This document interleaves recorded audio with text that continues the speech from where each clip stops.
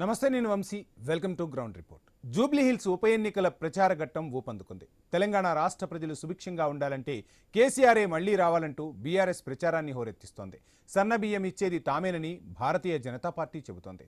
అధికారంలో ఉన్నందున ఖచ్చితంగా జూబ్లీ హిల్స్ ఉప ఎన్నికల్లో గెలిచి స్థానిక సంస్థల ఎన్నికలకు సిద్ధం కావాలని చూస్తోంది కాంగ్రెస్ పార్టీ.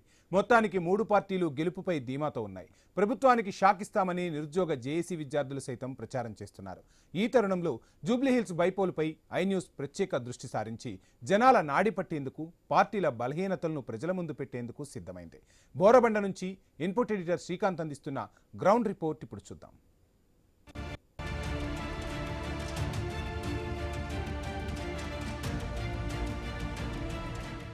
సో ఒక దేశంలో ఒక రాష్ట్రానికి అసెంబ్లీ ఎన్నికలు జరిగితే ఎంతటి వేడి ఉంటుందో తెలంగాణ రాష్ట్రంలో జూబ్లీహిల్స్ నియోజకవర్గంలో జరుగుతున్నటువంటి ఈ ఉప ఎన్నిక కూడా అంతే వేడి పుట్టిస్తుందని చెప్పడంలో ఎట్లాంటి సమస్య లేదు. సూర్యుడు ఉదయించక ముందే పార్టీ నాయకులంతా కూడా జూబ్లీహిల్స్ నియోజకవర్గంలో గల్లీ గల్లీ తిరుగుతూ ఓటర్లను ప్రసన్నం చేసుకుంటున్నారు. ఓటు మా పార్టీకే వేయండి అంటూ ఎందుకు వేయాలో కూడా కారణాలు చెప్తున్నారు. సో పోటాపోటీగా ఉన్నాయి, త్రిముఖ పోటీ నడుస్తుంది. ఓవైపు బీఆర్ఎస్ పార్టీ, అటు కాంగ్రెస్ పార్టీ, ఇటు కేంద్ర మంత్రి కిషన్ రెడ్డి రోడ్ షోలతోటి ప్రజల్లోకి ర్యాలీలతోటి వెళ్తుంటే ప్రజలు ఎటువైపు ఉన్నారు? కొన్ని సర్వేలు కూడా మనం నిన్న మొన్న నుంచి చూస్తున్నాం. ఎవరు గెలవబోతున్నారు, ఎవరు ఎడ్జ్లో ఉండబోతున్నారు అని నిన్నటి వరకు ఉన్నటువంటి సర్వేలు రకరకాల ఈక్వేషన్స్ కనిపిస్తున్నాయి. సో దీంట్లో ప్రజల ఒపీనియన్ ఎట్లా ఉంది? ప్రజల ఒపీనియన్ కూడా ఐన్యూస్ ఎప్పటికప్పుడు తెలుసుకుని ఉంటుంది. బట్ తో పాటు అసలు ప్రచారాలు ఎట్లా నడుస్తున్నాయి, పార్టీ నాయకులు ప్రజల్లోకి ఏం చెప్పి వెళ్తున్నారు, ఎంతవరకు గెలుపు అవకాశాలు ఎవరికి ఉన్నాయి, ప్రజలు ఎవరిని ఆశీర్వదించే అవకాశాలు ఉన్నాయి. మాగంటి గోపీనాథ్ సిట్టింగ్ స్థానాన్ని ఈసారి కైవసం చేస్తున్న సిట్టింగ్ కాంగ్రెస్ పార్టీయా, అధికార కాంగ్రెస్ పార్టీయా, లేదంటే ప్రతిపక్ష బీఆర్ఎస్ పార్టీయా, లేదంటే బీజేపీ ఏమైనా ఇక్కడ గెలిచే అవకాశం ఉందా, లేదంటే గతంలో లాగా ఓటు బ్యాంక్ పెంచుకునేటువంటి అవకాశం ఉండబోతుందా? సో ఇట్లాంటి పరిణామాలని మాట్లాడదాం. మనతో పాటు 3 పార్టీలకు చెందినటువంటి Congress party, BRS party, at same time Bharatiya Janata party నాయకులు మనతో పాటు ఉన్నారు. ముందుగా భారతీయ జనతా పార్టీ నాయకులు మనతో మాట్లాడదాం. భారతీయ జనతా పార్టీ ప్రజల్లోకి ఏం చెప్పెళ్తోంది? ఒకవైపు మైనార్టీ ఓట్లను, ముస్లిం ఓట్లను టార్గెట్ చేస్తూ మంత్రి పదవులు ఇస్తున్నారు. తో పాటు బీఆర్ఎస్ పార్టీ సిట్టింగ్ స్థానం కాపాడుకోవడానికి వాళ్ళు ప్రయత్నాలు చేస్తున్నారు. సో బీజేపీ ఏం చెప్పి వెళ్తోంది? బీజేపీ గెలుస్తున్నటువంటి ధీమానా, లేదంటే ఓటు బ్యాంక్ పెంచుకునేటువంటి తాపత్రయమా? ఈరోజు బీజేపీ ఖచ్చితంగా గెలుస్తుందని ఒక నమ్మకంతో మేము ముందుకెళ్తున్నామండి. ఎందుకంటే 10 ఏళ్ళు బీఆర్ఎస్ పాలనలో ఏం డెవలప్మెంట్ జరిగిందనేది ప్రజలందరికీ తెలుసు. 2.5 సంవత్సరాలు కాంగ్రెస్ పాలనలో కూడా ఏం జరిగిందో కూడా వాళ్ళకి తెలుసు. ఈరోజు మేము వెళ్తున్నాము, ఇంటింటికి పాదయాత్ర వెళ్తున్నాము. ప్రతి చోట మన డ్రైనేజ్ సమస్యలు అట్లానే ఉన్నాయి. ఈ రోడ్లు అయితే ఇంకా ఎక్కడికక్కడే గోతులు తీస్తూనే ఉన్నారు. ఇంకా అది కవరింగ్ అనేది లేదు. ఇంకా స్ట్రీట్ లైట్స్ అంటే అది చూస్తున్న ప్రతి ఏరియాలో కూడా మీటర్స్ రౌండ్ చుట్టేసి వేలాడదీస్తున్నారు తప్ప ఆ లైట్లు కూడా సరిగ్గా వెలగట్లేదు. సో అసలు ఏం చేశారు ఈ 10 ఏళ్లలో బీఆర్ఎస్ వాళ్ళు అనేది మాకు ఒక క్వశ్చన్ ఖచ్చితంగా ఉంది. మాకే కదా, ప్రజలకు కూడా ఉంది. ఓన్లీ మీ ప్రశ్న బీఆర్ఎస్ కైనా, అంతకుముందు 60 ఏళ్ళు పాలించిన కాంగ్రెస్ పార్టీ కూడా? కాంగ్రెస్ పార్టీ అసలు అంతకుముందు 60 ఏళ్ళు కాంగ్రెస్ పార్టీ ఏం చేయలేదు. తర్వాత వచ్చిన 10 ఏళ్ళు బీఆర్ఎస్ పార్టీ ఏం చేయలేదు. మళ్ళీ ఇంకొకసారి కాంగ్రెస్కి అవకాశం ఇచ్చారు. ఈ 2.5 సంవత్సరాల్లో వాళ్ళు ఏం చేశారు చెప్పమనండి? ఏ డ్రైనేజ్ సమస్య కంప్లీట్ అయింది చెప్పమనండి? రోడ్డు సమస్య కంప్లీట్ అయింది చెప్పమనండి? ఇంకా ఏ విధంగా?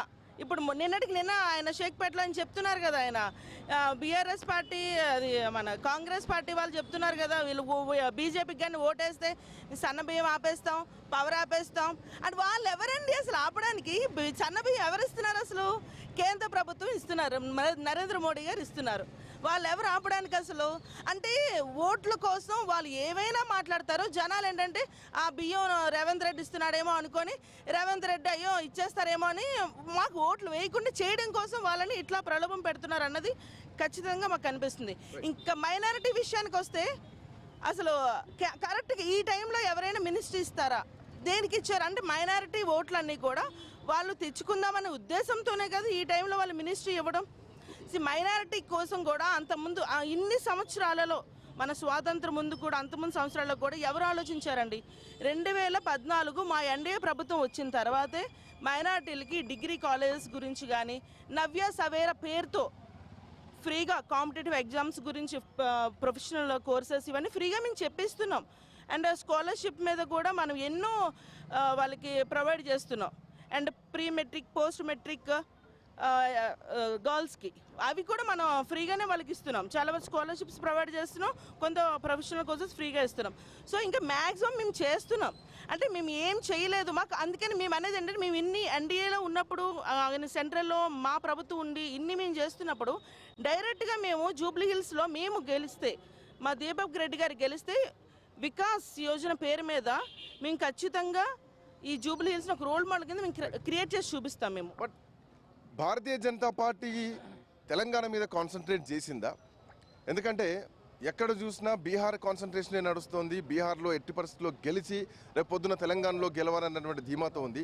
ఇది కేవలం ఉప ఎన్నికలాగానే భారతీయ జనతా పార్టీ చూస్తుంది, పోటీ మాత్రం కాంగ్రెస్ బీఆర్ఎస్ పార్టీయే అని కొంతమంది భారతీయ జనతా పార్టీ నాయకులు కూడా మాట్లాడుతున్నటువంటి పరిస్థితి. సో జూబ్లీహిల్స్ని అంత ప్రతిష్టాత్మకంగా బీజేపీ తీసుకుంటుందా?